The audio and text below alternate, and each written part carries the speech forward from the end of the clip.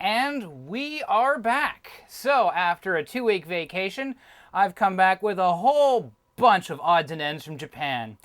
Now, let me give you an idea just how much stuff I brought back here. So we had 2 suitcases, which were checked baggage, and then we're allowed 1 piece of carry-on and 1 personal item. Our checked baggage is allowed up to 23 kilograms per bag. Our carry-on, I believe, is like 13 kilograms per item. And we were pretty much maxed. Check bag 1 was 22.8, 22.9. The other one was 21.7. So those were maxed. One of my check bags were 13 kilograms. The other check bag was 9 kilograms, but it was a very special item that had to fit in the overhead compartment. So whatever. Anyways, I have a huge box of stuff that's just kind of hidden off camera here. Let's start off with that. Actually, before we start off with that, how about I also point out to you that when you go to Japan to go and buy a bunch of junk like this, you need to be a little cost conscious. Remember how much it's costing you for the flight, for the hotel, for the food, and for the transit to get where you want to go to buy your stuff.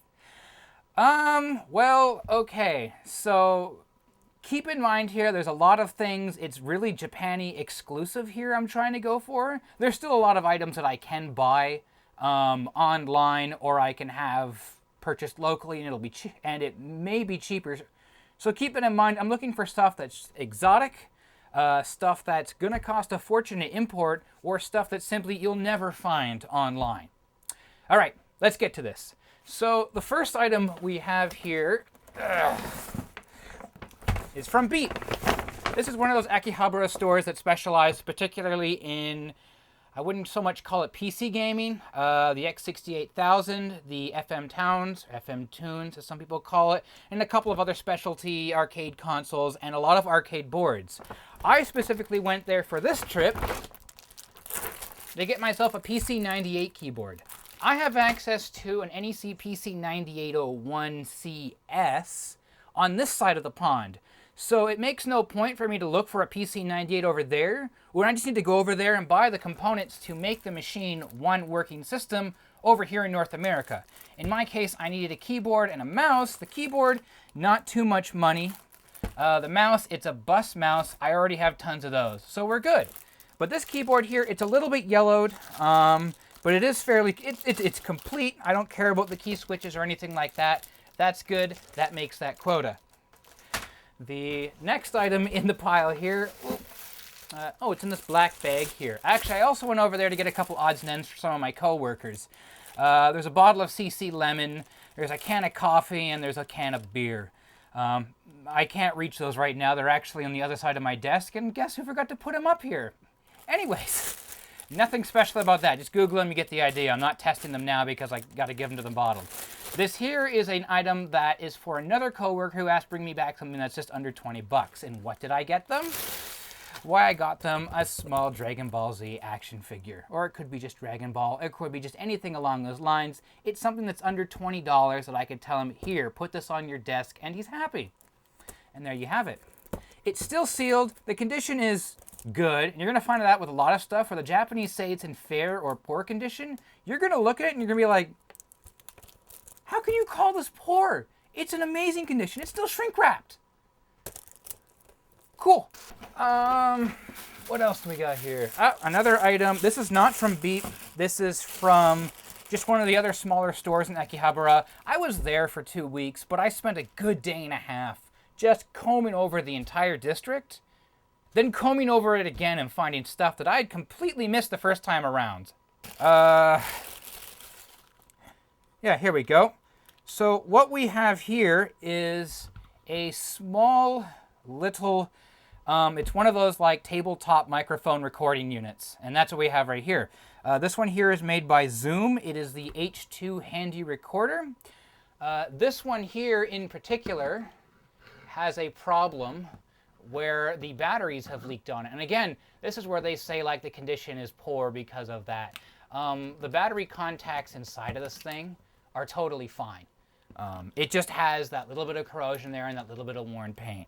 Other than that, the only other issue I can find with it is that the left channel on the front is a little weak. I'm going to have to open this thing up and give it a double check over. It could be just as simple as something as simple as that. But it's an okay unit. It takes an SDHC card, which hides down underneath here. And it actually has 4 channels. You can record either like this with your left and your right. You can record like this with your left and your right. Or you can record 4 channels of audio simultaneously if you want the full surround sound experience. Pretty cool. The same store had a Tascam for a little bit more money, but I thought, you know what? I can buy a Tascam wherever. This here was cheap enough. It was $25 Canadian. Yeah, I decided, what the hell? Let's go for it. And now I have this. So I'll play with this a little bit more, and maybe we'll start using it for the next videos. God knows. What else do we got here? I see another bag from Beat. And in here we have, this is the mouse. This here, this extremely expensive thing here is just a mouse for my X68000 Ace HD. That's all it is. I have an X68000 already. That cost me, wait for it, 6,700 yen. That was an amazing price for it. It does not have a power supply. It doesn't have a hard drive bracket. I'm working on that in the side, but that was from a previous trip, so not in this video here, unfortunately. But while I had the keyboard, and I'd like to point out I have the Black Pro keyboard, I have a gray Ace. So I'm looking to actually switch that keyboard around, and I've been unsuccessful in finding anybody who has the same kind of mismatching problem. But I couldn't find a mouse, and here it is. And the only thing I can notice about it is that, let's get out of the packaging. There we go. Is that it is. Ooh. Okay, hold on a sec here. Yes, this is a steel ball. Not your typical mouse ball. That's pretty cute. I'm assuming it's stainless steel. It's got an amazing reflection here. Wow. Ooh. Yeah, I like that. Ooh. Okay, how do I snap that back in? There we go. This is the mouse. 2 buttons. I can't believe I spent 8,000 yen on this. This is ridiculous. Oh, can this rotate? Yes. Ooh. That's interesting. Okay, apparently I can rotate this for sake of ergonomics, or aha. Oh, I guess. Yeah, I really don't know. There's oh, there's a 3rd button on this too. Huh. Yeah, this is I didn't really look this over too much when I bought it. I saw the mouse and knew, well, it's gonna work, so. Cool, okay. I'm gonna put that over there. I'm gonna get rid of these bags. And what else do we have? Another Beep bag. Yay, let's get rid of the Beep for... Oh, I completely missed these 2 items right here. What do we have here that I've bought? So, more components for the PC98. The first one here, CPC-HDS. It may be a SASE controller. It may be a SCSI controller. But I'm seeing the lack of a SCSI chipset on this, so I'm a little worried. But it was only 1,400 yen, so I said, why the hell not? The other board I have here, oh, there's 3 boards in here. The other one I have in here is really cute. Analog in, RGB out in 15-pin, as well as a line level output here. This was 1,000 yen. And the one thing that caught my eye here is this C-Cube MPEG chipset. So I'm not sure if this was a hardware decoder card for MPEG, or if this is some sort of on-the-fly capture card. A little bit more research is required on this one here. PC9801-99 G8SDY. Yeah, okay, we're gonna have to look into that. But it was so cheap, and you know how difficult it is to find PC98 hardware here in North America. I couldn't say no to that. The next board in here is a proper SCSI 2 board.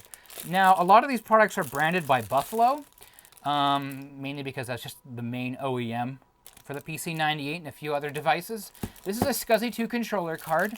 It does have a boot ROM on it. It does have a regular high-density 50-pin connector on it. I've discovered there were a few of these cards where it was not a regular HD50 connector.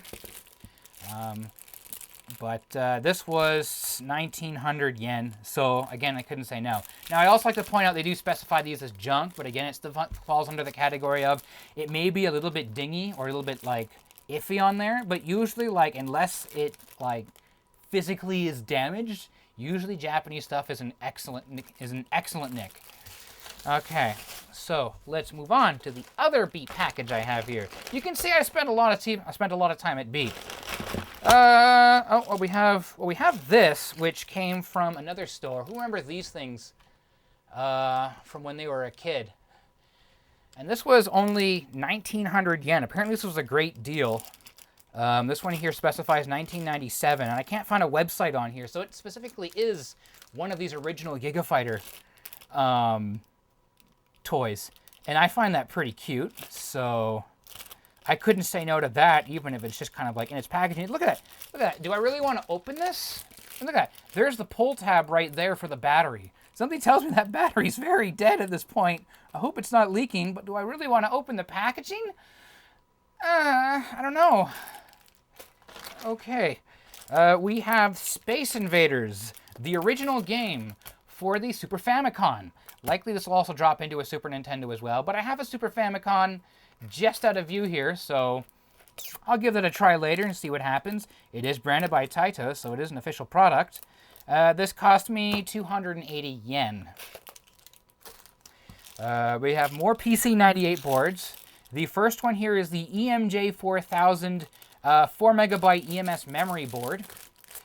And this plugs into the interface bus of the PC98. Now, it's worth pointing out on the 9801 CS, this is an all-in-one machine with 2 slots. I can't put all of these boards into the same machine. So some of these are bargaining chips for a friend, so I can just get some cool stuff off of him as well, because he also has a 9801 CS, but he has no hardware for it. And the other board here is a soundboard. E401 equals 0201 equals 001 Sound Orchestra by SNE. Again, this one here, this is when they qualify as junk, but I'm more than willing to go up to the task of saying, well, maybe I can make it work considering it's 2,500 yen. The back of it, I have 2 9-pin ports that are D-sub. I have an RCA jack. I have a 3.5 millimeter headphone jack and a volume control knob. Plus you have this nice little, I wouldn't call it a modem speaker, but I guarantee you the audio quality is not deep with these thin speakers here. It's kind of tinny, but if you're doing chiptunes, that's usually okay. What else do we got in here? Right. So, if anyone tells you to go to Akihabara and look for video game stuff, they're also going to recommend you go to Super Potato. This is a gaming store which seems to be very, very touristy. Some of their prices are really not the best, and I shouldn't really be criticizing this too hard, but some of their prices are really just kind of bad. But there are occasionally those times where you do find something which is a reasonable price, and this is one of those situations where it was one of those. All right. And what we have in here, as I reveal it, ta-da! This is Sony's famous PSX with a broken front cover here. Yeah, unfortunately, this is why they taped the front up. Thanks, guys. Thanks a lot. Anyways, 3,000 yen. It also came with the remote control, which is horrendously yellowed compared to the rest of the machine. Oh my god. For some reason, this type of white plastic doesn't survive well in the Japanese heat, sun, and humidity. So I found a lot of stuff that was yellowed to crap like this, but I really can't say no. Anyways, the door's fallen off here. If you don't know what the PSX is, this is a television DVR unit with a PlayStation 2 built into it as well. So it's completely backwards compatible with the PlayStation and PlayStation 1. Later models of this support the PSP that I've been told, and this particular earlier model here, which was the DESR 5100, doesn't support it. But what you have on the front here, usually behind this cover, is a memory card slot for a, was it Memory Stick Pro? Yep, Memory Stick Pro, USB. You have some of your front control panels here, home, up, down, left, right, and enter. you have 2 memory card slots as well. There we go.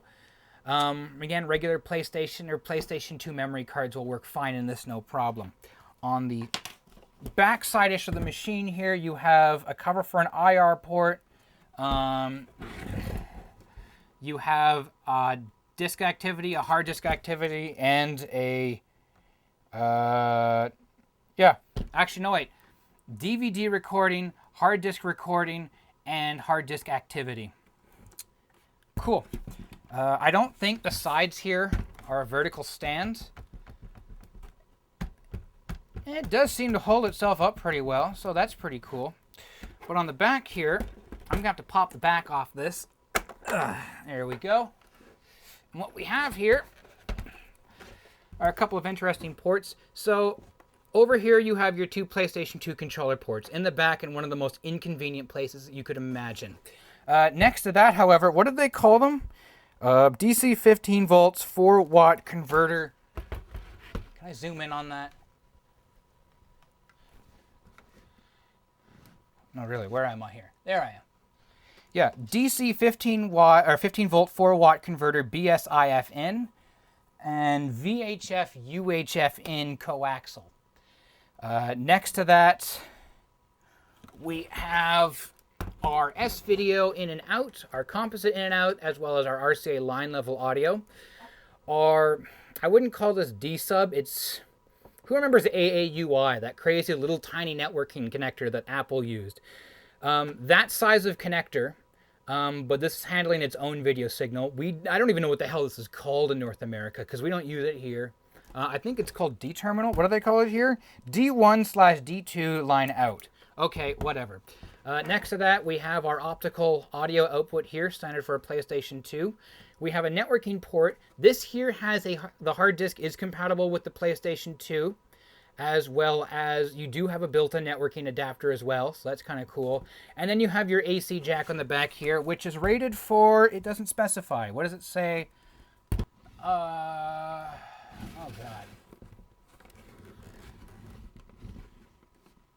God. Here we go. Sony DVD recorder with hard disk, NTSC-J, 100 volts, 80 watts, 50 to 60 hertz. It will probably be okay with 100 volts. More research is required on this. Maybe you should do some Googling yourself before you look for it. But 3,000 yen gave us the box, and it also gave us the remote control, which is horribly yellowed, and this broken front cover here. There's got to be a way I can fix that. It's these plastic tabs on the end here have broken off, so it can't actually hinge against anything anymore. Damn. All right. Get this out of the... See if I can move some of this stuff out of the way here. So much stuff! It's also heavy. There we go. We're going to call that good. There we go. We're done with Super Potato. We also have electronic parts. This is brought to you by the Tokyo Radio Department Store, which is directly across the street from Akihabara Station. And some of this is also from the stores that are directly underneath the station as well. That little tiny area as you walk in. So what do we have in here? Well, first thing is, we have a Pentax 67. This cost me 12,000 yen. That gave me the camera body, and it gave me the camera lens. That's not all that bad at all. That's actually really impressive. The only problem with this camera here, actually there's 2 problems I've had with this camera. One, it's hipster as hell, so getting parts for this camera is expensive. The second is that this particular one was so cheap is because it's jammed. The winding mechanism doesn't want to advance. But at the same time, I'm looking underneath here. Where's the release? There we go. Come on, there we go. And the curtain here also has it's not tight. So obviously either the straps which hold on the curtain here have broken, one has popped loose, or the entire winding and counting mechanism has fallen out of sync. It needs to be pulled apart and cleaned. I think this goes out of my range of me fixing stuff here. I'll send it off to have someone else fix it for me because I'm just not that knowledgeable when it comes to cameras and small parts like this. Plus, because it was so cheap, I'm okay with spending a little bit extra to get this camera working. It also comes with this rather nice lens here. I can't fully determine yet what lens type it is. It's not the super narrow one that all the hipsters seem to want. This one here is at least 100 millimeters. And it's got this nice little shroud here which you can lock into place. But yeah, it's a beast of a camera. You could beat the crap out of someone with this here. Okay, and where am I going to put this? Let's put that there for now. Next item in here that we had is, and this is it where things get a little bit ridiculous because I bought a lot of odds and ends and miscellaneous pieces here. Let me see if I can zoom out on this camera here. All right. Dump this out.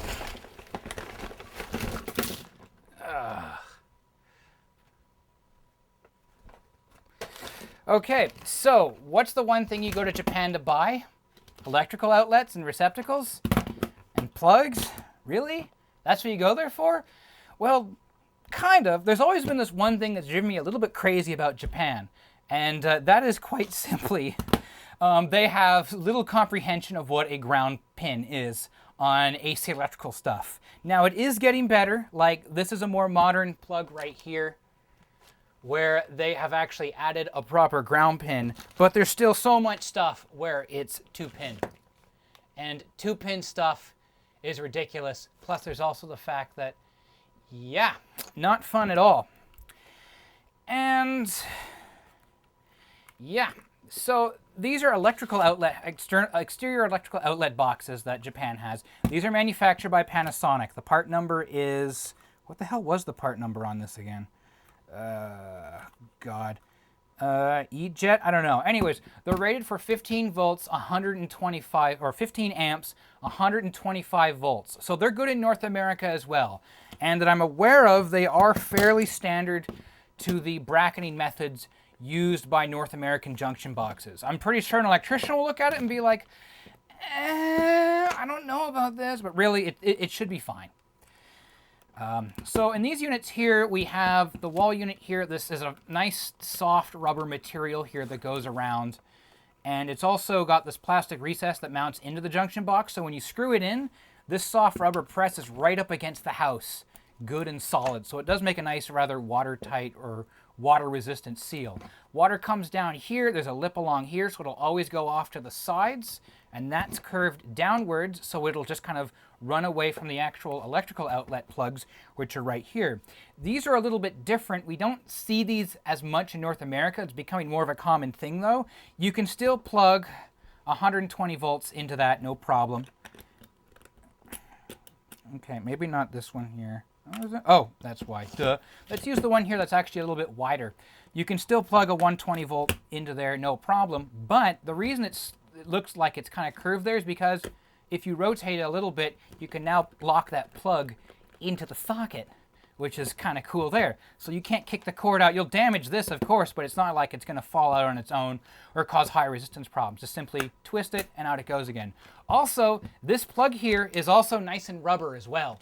So I can peel that back and it's just your usual like 1950s, 1960s like plastic wafer, and then there's your pins directly underneath there. But you put that in place, flip that over, and you have a nice, durable, rubber electrical plug. So I bought several outlets. There's this wide one here.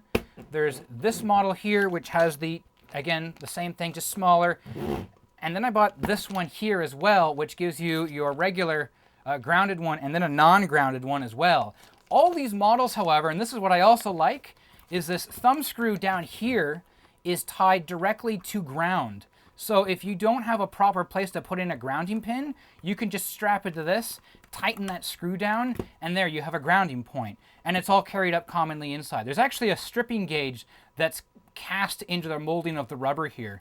And this all just pulls apart when you want to work on that. Oh God, it's sticking to me. All right, and plugs. Let's get that, actually, let's put that over here for now. Plugs, stuff. Oh my God, I bought a ton of plugs here. I do have a project that's going to go into this. You'll see it another time.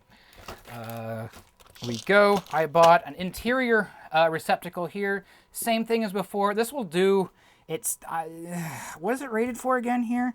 This is 150 yen, by the way. This is rated for 20 amps, 125 volts. And underneath this little cover here, it's kind of like the thumb screw, but instead it's just an actual, like, physical screw that you can attach your grounding to. And I have the faceplate that goes on top of that as well. That's pretty fancy as well. And I have a doorbell button. This was just too adorable. This was 270 yen, or about $3 Canadian. And it's rated for 3 amps, 30 volts. And it has a very peculiar click to it when you push the button. But it has this little note here for indicating that it is for a doorbell. So I'm going to replace the doorbell and the button on the front of the house with this, because it's just that cute.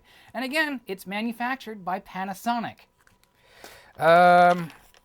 This here is a wiring conversion kit for my Sony View Laserdisc system. It has a 15-pin RGB output, and I want to convert that to VGA. So I have the parts in here that I need to make a proper VGA conversion cable that I'm just going to solder up and work.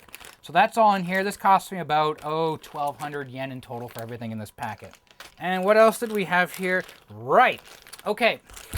So in you 220-volt nations, you're kind of like, okay, this is the norm. For people in Japan, it's slowly going out of commonality. Here in North America, we haven't seen these damn things in decades. So if you watch Electroboom's video on fluorescent lighting, he specifies that some lamps require a starter, or just a way to like get the bulb initially heated before it'll actually like light itself up. And normally we use what's called preheat ballasts. They're completely obsolete by today's terms with modern electronic and even modern magnetic ballasts. But what happened is that you used to get these replacement cartridges here. I'm just going to pull them out of the bag. Oh God, the staple hurt. And you would get these cartridges here that, this one here is an FG4P. This is rated for 30 to 40 watts of starting. And this would do the starting for you automatically in the bulb. So whenever you watch those, like you see someone turn on an old light and it'd be like, like it would turn on like that. That's using an older preheat starter type fluorescent ballast. And I'm actually looking for those things. The problem is that most of them are 220 volts. So I thought, well, if you go to Japan, they're still actively using them. Like, you'll go to a place and you'll see the starters, like you'll know the ballasts are out there, but there's something I completely forgot. In 2015, the Japanese government announced that they would begin the phase out of incandescent and fluorescent lighting. As a result, incandescent and fluorescent tubes, components, and entire lamps are becoming more and more difficult to come after. And LED lighting, bulbs and entire fixtures, are heavily discounted. Their goal is that by 2020, practically everything in Japan is going to be LED, with a few things that are going to be covered under exceptions. But the thing is that I went there, I was looking for ballasts, even though they're rated for like 120 volts, 50 hertz. I could find nothing. So, damn.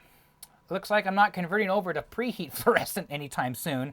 I still grabbed myself a small pile of these starters though. They're fairly cheap. I do have a couple devices here that use this style of cartridge. And really all you do is you put them in, you twist them. This is a non-standard style of cartridge for me at least. Maybe it's a thing in other countries outside of Japan, or maybe it was a thing in the past I've just never really seen and understood. But you thread this in, again, it's a starter. But if bad comes to worse, and for some reason the device can't use these newer starters, I still have some of these starters here I can work with. But they were fairly cheap, and I bought, 4 of each. So, yeah, that was a use of 1,000 yen right there.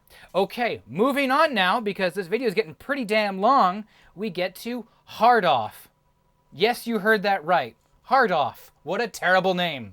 It's along with the same line of company line that does Book Off, House Off, and Mode Off, because apparently Clothes Off was just too risque for them here. But they mainly do stuff like movies, electronics, and junk.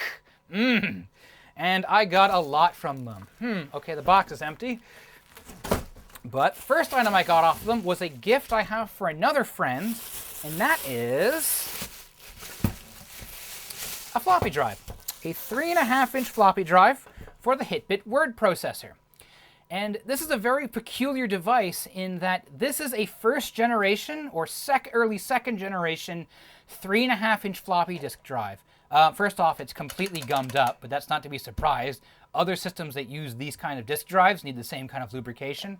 But it's a single-sided, single-density diskette drive, which can use these very early diskettes. This one here is out of an HP, but the idea is that you can slide it over, and it'll actually lock itself in place until you pinch the corner here, and then it just kind of drops itself back in.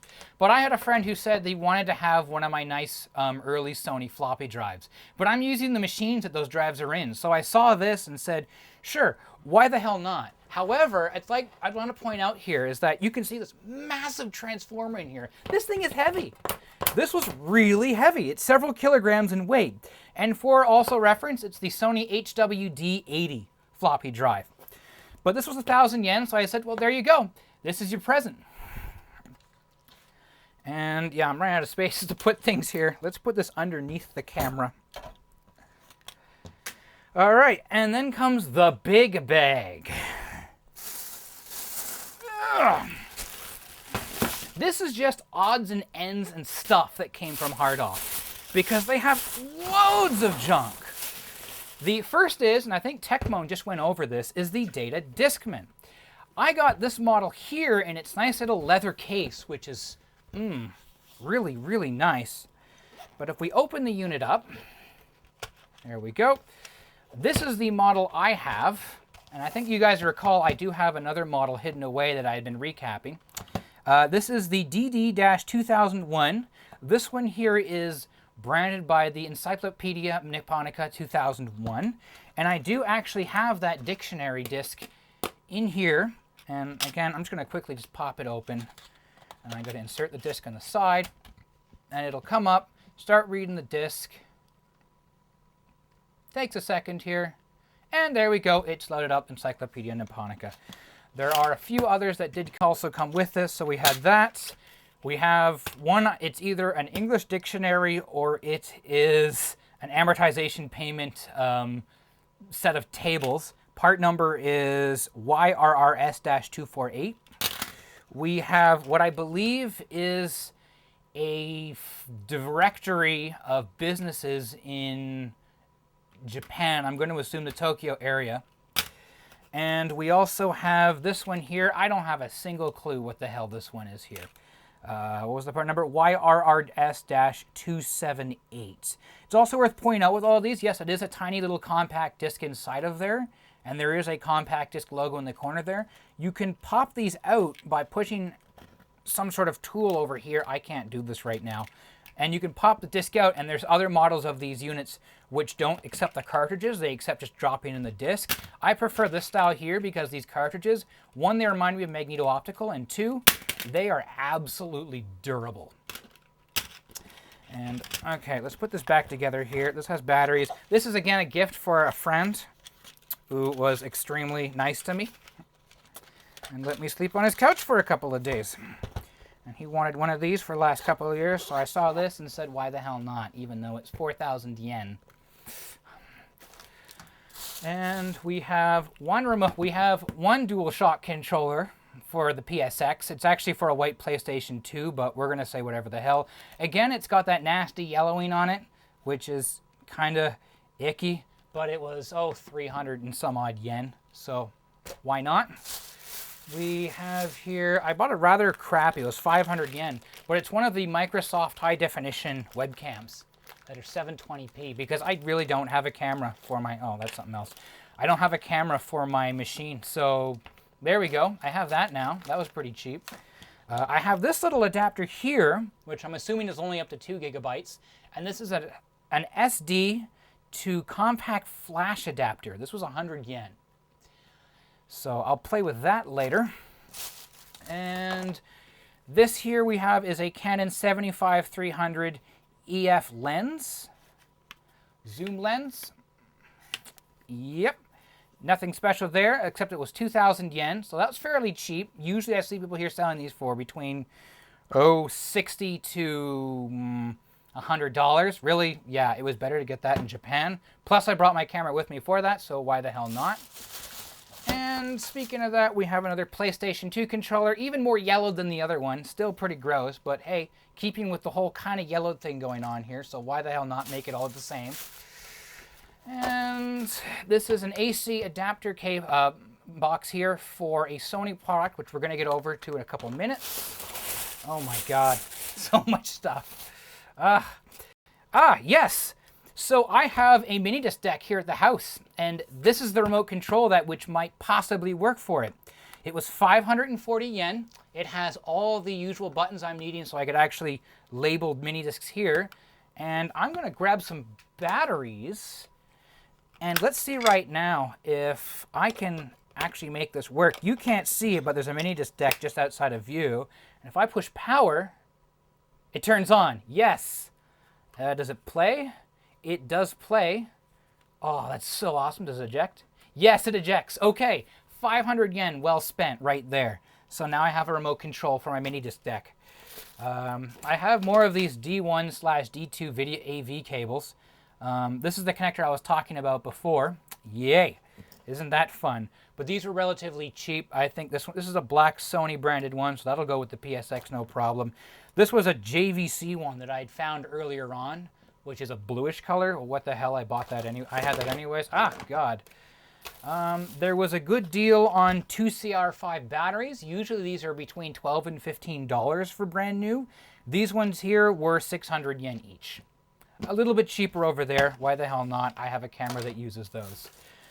We have a white PlayStation 2 8MB memory card. Yeah. So, 300 yen. Again, to match up with the PSX. Now I have like almost a very nice and clean PSX here, aside from that broken door. But oh well, visually it looks okay. This was just kind of a random buy because I noticed it. The Wilcom Net Index AX530IN. PCMCIA card for most likely a Japanese-only subscribed service. Has this little antenna on the end here, but I realized, and I don't have an example close by, this is longer than a regular PCMCIA card. It'll plug it into a PCMCIA slot, but there's an extra inch that sits out on the end that normally you can't reach. So that's interesting. But that was only 100 yen. And, ooh, this little device right here is a breathalyzer. So it was 100 yen. When you turn it on, the first thing it gives me a warning of is indicates that the sensor in it has seen over 1,000 uses, so its accuracy is strongly degraded. But otherwise, what you're supposed to do is you're supposed to wave it back and forth a couple of times. It counts down, 2, 1.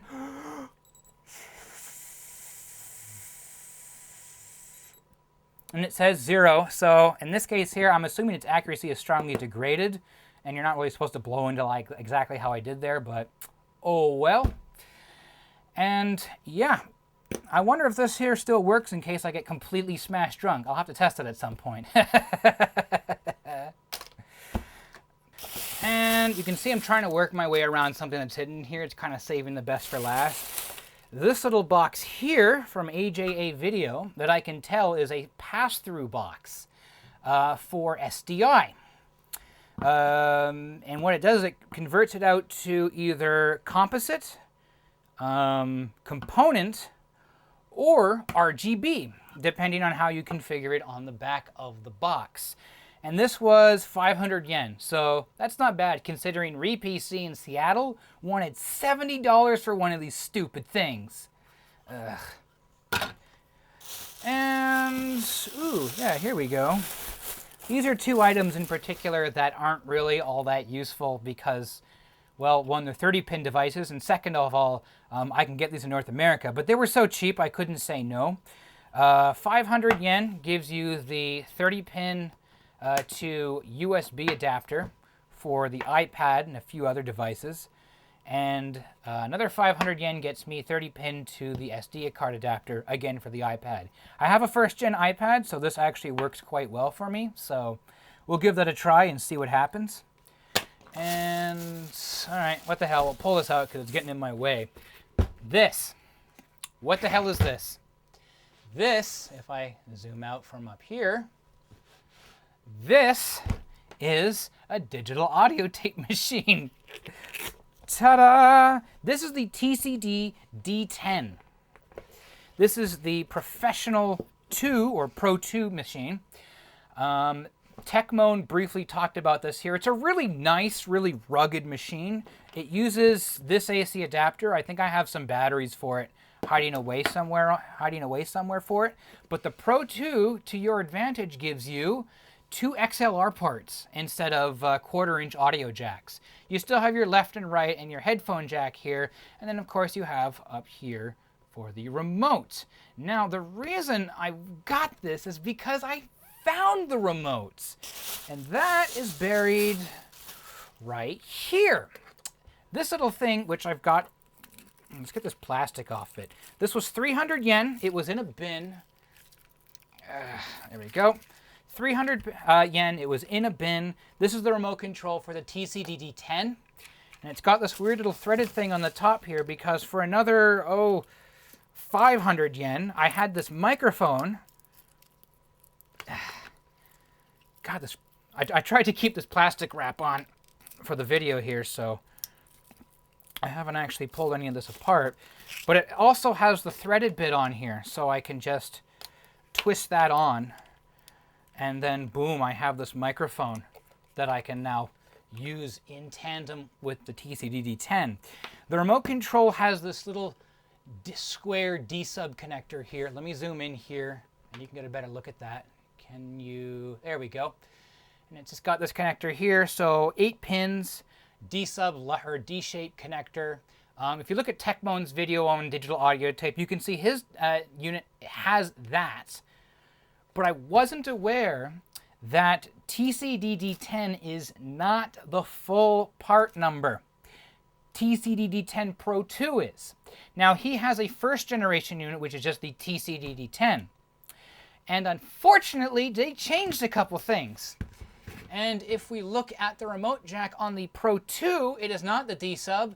It is some strange proprietary, I think it's like 12-pin circular thing, which is completely incompatible with the remote. Unfortunately, I spent about 20,000 yen on this DAT unit. Not that I'm going to complain much. It's not like it's difficult to get working and get parts for. I don't necessarily need the remote. I can use the microphone if I so wish. And when it comes to tapes, and I actually have a couple of examples here, you can still get new old stock DAT tapes for not a whole hell of a lot of money. But I do also have a couple of used tapes as well that can easily just go into the machine and we can call it good. But yeah, this one here, again, it comes in its nice leather case. It was 20,000 yen. It's got a beautiful set of front controls on it here. It doesn't have the shoulder strap, unfortunately. But because it's XLR, I can use that. So if I don't really like the use of that little tiny H2, we'll try this. And if I don't like this, maybe we'll use the H2. Maybe we'll just stick with what we're working with. I don't know. But I'll put that in the pile. I'm running out of space. Let's just put it over here. There we go. And camera flashes. Another great thing to go to Japan for. But these camera flashes are the higher-end Canon units. One of them here is the Speedlight 580EX, and the other one here is the Speedlight 540EZ. These will operate in RF master or slave mode. They do support the EOS line. They're fantastic flashes, and that I've found these both work. This one cost me 500 yen. This one cost me 1,500 yen. And have all the nice features about camera flashes. So now I have two very nice camera flashes to go along with my cameras. And those can go over there. And oh, the heck with it. Let's just dump the bag out. There we go. And there was a second DAT unit I got here. This one here is from Iowa. The main problem with this is, besides the fact it's 300 yen, but there's a reason, but you can see here I can't close this. And that's because, maybe I can zoom in on it over here on the top camera. Not really all that well.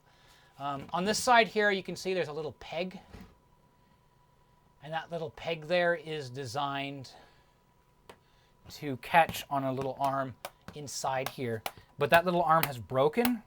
and so as a result it won't close. And this is another thing about hard off as well. If you don't find what you want in one store, chances are the rest of it's hidden around somewhere else. So this was a hard off, oh God, somewhere in the Meguro district. And this here came from Nerima. And this is the top little digital to analog box, which plugs onto the top, screws down, and it gives me, if I screw it the right way to lock it in, there we go. And that gives me more digital to analog input and outputs here, balance controls. It does require a complete other battery to run, which is not all that great, but it makes the unit a lot more complete just from the broken part there. I'll have to fix that, because otherwise it looks like it's a great unit. Not as good as the other Sony one, but whatever. Now I have two portable DAT units. And these are fairly cheap as well. 300 yen. If you know what the Famicom disk system is, these are game diskettes for them. And these ones are special because normally when you get these games, it's just a yellow disc and it has a giant exposed area here and what have you. But this one here has a spring-loaded cover, so you can actually remove the disc from the unit and it'll always protect the surface of the disc. But the two games I have here is, I believe it's Mario Golf. There's a Japan edition here. And then there's another one here for a US golf course as well. And they're really nice discs. I always love the keying that they put into the top here so it properly fits into the drive. But these were fairly cheap, so it's not like I was short on them in Japan anyways. You go to quite a few game stores, you'll find piles of disk system games scattered around. And we're running out of stuff to show off here. Oh dear, this is the last little bit of the pile. For the sheer ridiculousness of it, I brought back a Japanese grounded power cable. Remember how I said that required that weird, here we go. So remember on this here, how we had this little ground screw at the bottom? This is standard in Japan. And this is always what blows my mind, is that you're allowed to do this. It's a molded electrical plug, and out of the back of the molding is this green ground wire and a brass spade clip. And this is normal. This is standard. You'll find washing machines with this. You'll find Apple power cables with this. It's so ridiculous that even now, when 3-prong is so standard in North America, Japan is slowly phasing into it now, but this is still a thing. This is still actively a thing. Instead of mandating for safer electrical outlets with a proper ground plug, it's this. So you plug it in, there, and the spade goes in there. It's absurd. I know. For some people, it's like, so what? It's normal. Yes, but for me, it's so alien. It's so freakish to do it like this. If you look at the electrical code, you're not allowed to do this in North America at all. And a power cable, nothing special about that. I got this little tiny stereo microphone here. This was 100 yen, but I just like the Sony branding that was on it, 3.5mm jack. So whatever, I got that as well. This here from Casio is a visual FM or information FM receiver. I understand this was a thing in some American countries. This was also a thing in some European countries and elsewhere. And in Japan, it was also a thing, is that you would have your FM radio stations that would be broadcasting a stream of data in the sideband. This device here is an AM/FM radio, but it can also receive that data and information. And I tried it while I was in Japan, and the best I could find was an NHK station that was broadcasting something that this recognized, but it just said no information when I was able to receive that data stream. So maybe it's an obsolete service now, or maybe I was just looking in the wrong way. It does have this peculiar rubber coating, which is incredibly sticky and nasty, and it's been getting worse ever since I got back to a drier environment. It also has a display on the top here as well, in case you don't want to read it from the front unit here. I think of a pager. It's kind of cool. We also have 3 more Sony devices. The first off is the PlayStation Portable Microphone. This cost me 300 yen, so I now have almost all of the accessories for the PSP. The GPS, the camera, and the microphone, but I don't have the tuner. Yay. Actually, no, wait. I do have the tuner. This cost me 500 yen. And we'll pull that open. And there it is. This is a 1 seg television receiver. 1 seg is not a thing in North America. In Japan, it's a fantastic thing. And it's available in a few other countries, I believe. But let's see what happens if I plug this into my PSP. Let me first turn this thing off. Do a whole hard power cycle. Come on, shut off. You're not going to turn off on me. Oh, you froze. What the hell?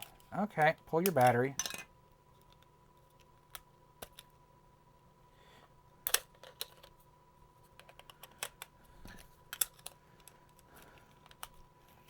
Don't you just love our production values? I can't even keep stuff reliably working on tape. Okay, so yeah, the adapter here just plugs in. Little thumb screw on the side just to tighten it down. And this is a 1000 series PSP, so I'm also highly doubting it's going to work. Come on, you going to work? I can't get the thumb screw in. Is it? You know what? Let's just say that's fine. Oh, wait, no, it needs that. Great. There, got it. Okay, so yeah, there's the antenna here. It extends out. I love how adorable that antenna is. Just in case the little dinky one's not good enough, make it an even larger but still dinky antenna. So we'll turn the unit on. Let's see what it does here. Sony Computer Entertainment. Zoom in a bit. Set the time. Oh, right. Blah. Okay, you know what? We're just going to say enter on that. And switch over. Media. Yeah, it does not. I don't think it sees it. Nope. Nope. Nope. Nope. Supports the camera. But that's it, unfortunately. This unit here, at least, the North American 1000, does not see the 1 seg tuner. Well, that's a bit of a shame. Unless I'm missing a bit of software or a driver or an extension here. I'm not entirely sure myself.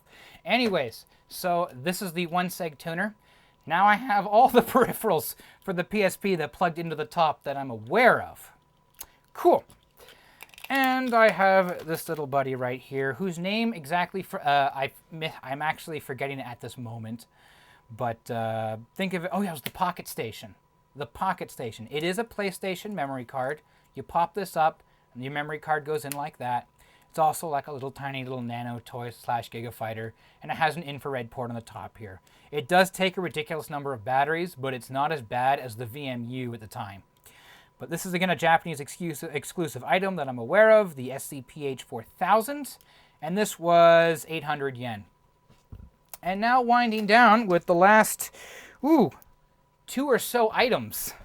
So the first is Muse. Muse. What is Muse? Remember, it's that analog high-definition standard that Japan used back in ye day. And, well, high vision comes to mind. Tecmone has a fantastic set of videos regarding the high vision Laserdisc, and he also does specify that it was also used as a broadcast standard. And this little box here does one of the most ridiculous things I've ever seen done. This takes the high-definition Muse signal and converts it to standard definition. Great. I want to know whoever the hell thought this was a great idea here. Why would you take a high-definition signal and down-convert it? You can afford the Muse system. You can afford, like, why? I'm not aware of, like, Muse broadcast being downsampled at the TV station. So I'm a little baffled, but it was 540 yen, so what the hell, why not?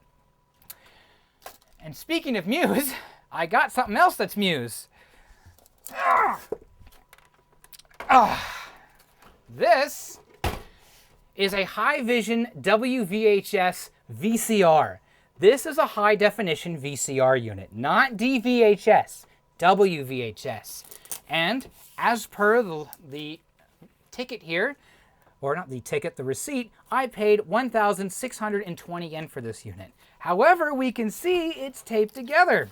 And that is because if I were to take this tape off, this unit got dropped. As a result, the front bezel is a little, it comes off. There's 2 screws on here that need to be retightened. So, damn. Gonna have to work on that. Back of the unit, however,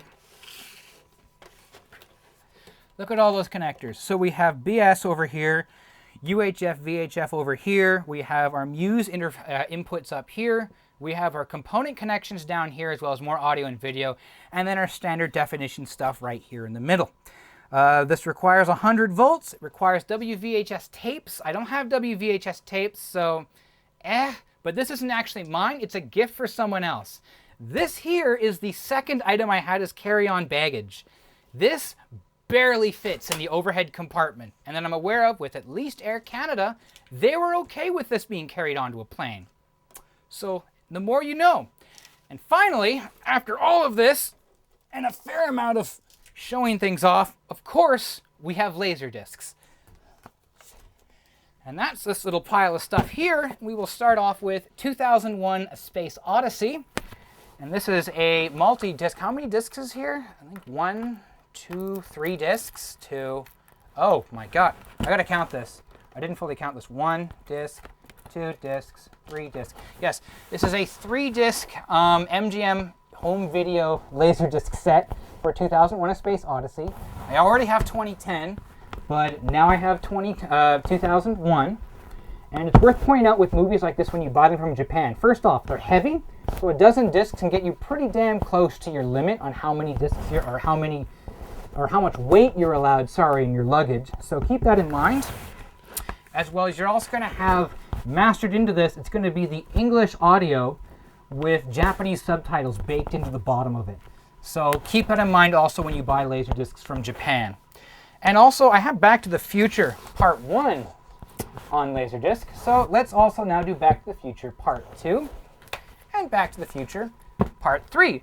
These two Laserdiscs were 100 yen each. Good luck finding these under $15 on eBay before shipping. Same here goes with 2001: A Space Odyssey, 100 yen. So think about that like about $1. And of course, the Studio Ghibli classic, My Neighbor Totoro.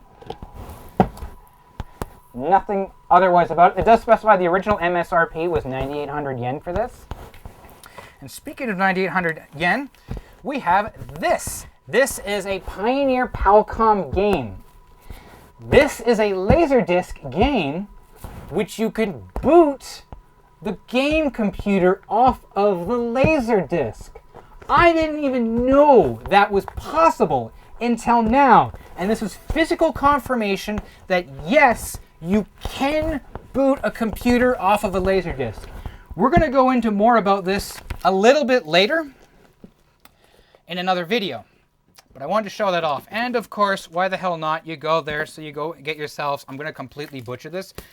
You get yourself episodes of Evangelion on Laserdisc, because why the hell not? I really only needed disc 14 and disc 13, but I got the whole set here for, 2,000 yen.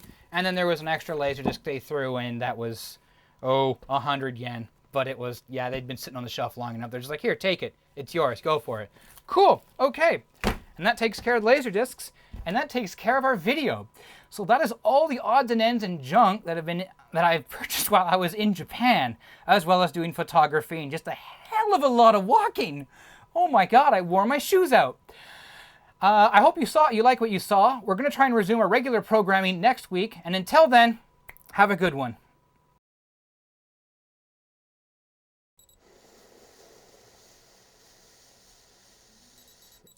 Hey, it works.